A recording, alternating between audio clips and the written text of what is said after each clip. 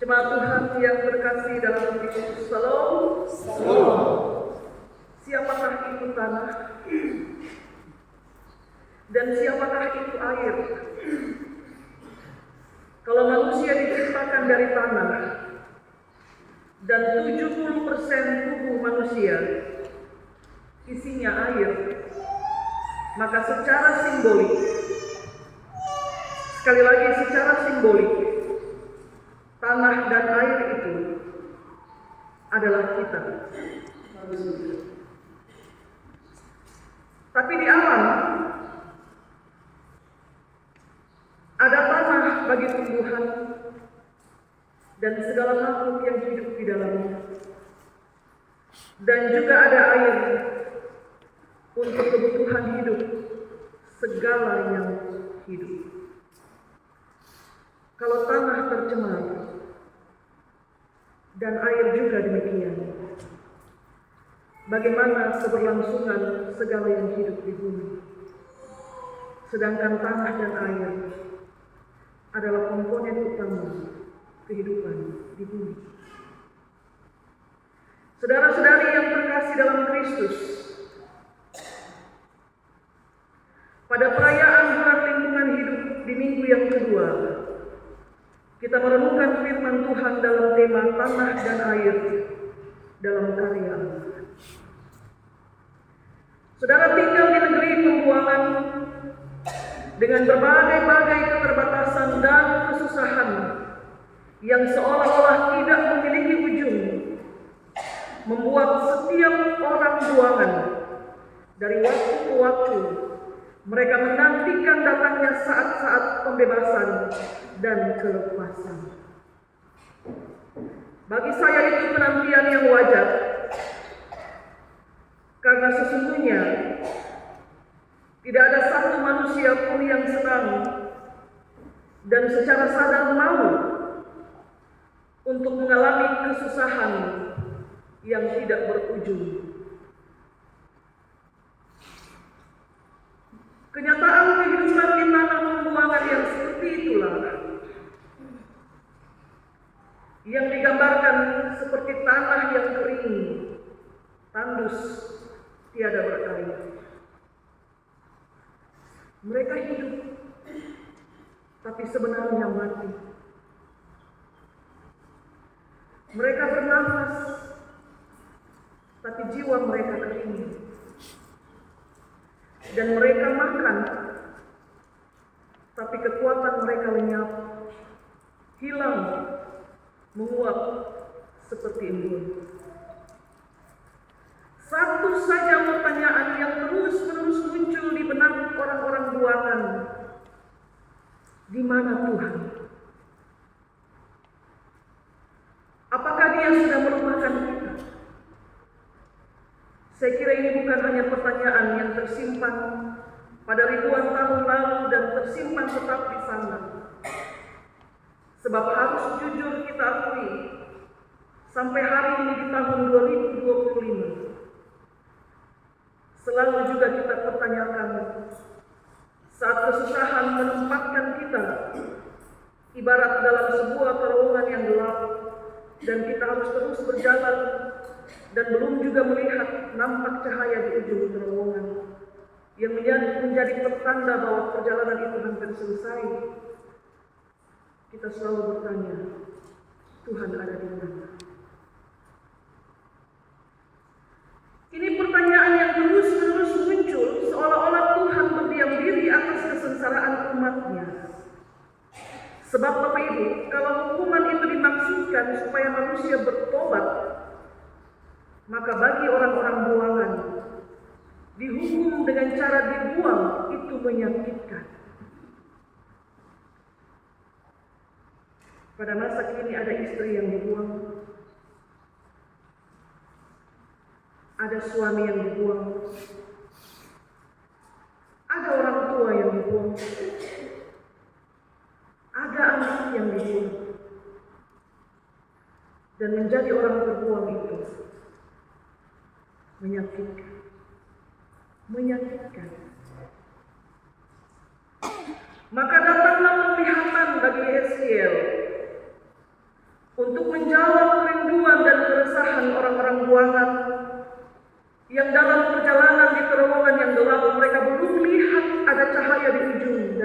bertanya Tuhan di mana.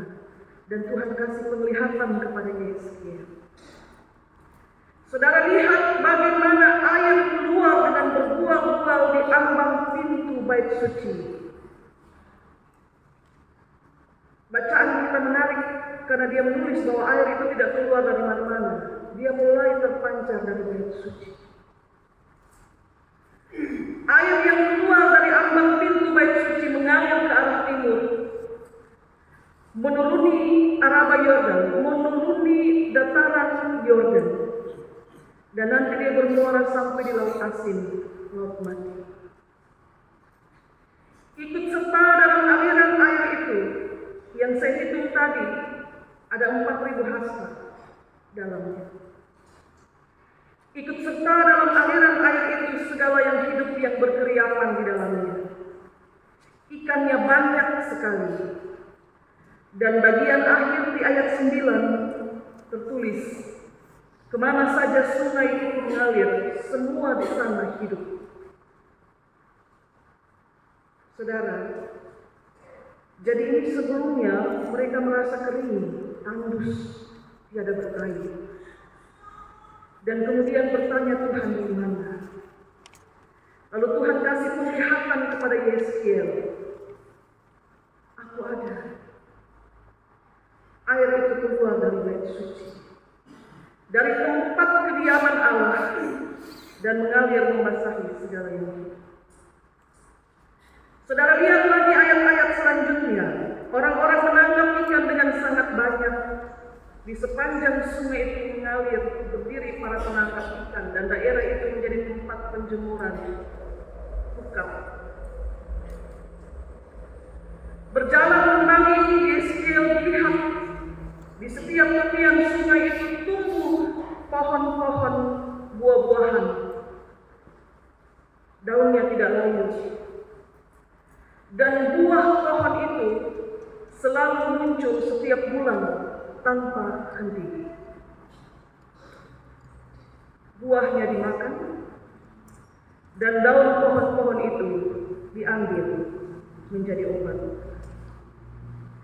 Semua mendapat kehidupan dari air yang mengalir keluar dari tempat yang kudus.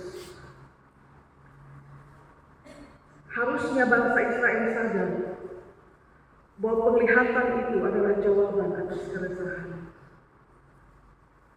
Tapi seringkali oleh karena kebebalan hati, kita maunya melihat itu baru percaya. Kalau hanya sebatas penglihatan, sebatas mimpi, bagaimana kami bisa terlepas dari pertanyaan Tuhan ada di mana?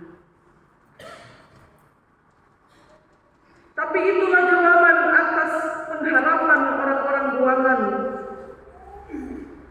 bahwa lewat penglihatan itu Tuhan mau bilang, umatku, yang kau lihat pada kehidupanmu hari ini, itu adalah kekeringan tanpa air. Tiada harapan, tiada kehidupan dan tiada keselamatan di tanah pembuangan.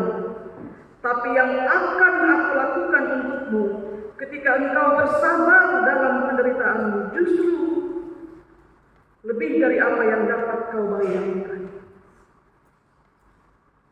Air yang keluar menjadi sungai itu tidak hanya 1.000-2.000 hasta, tapi dalamnya 4.000 hasta.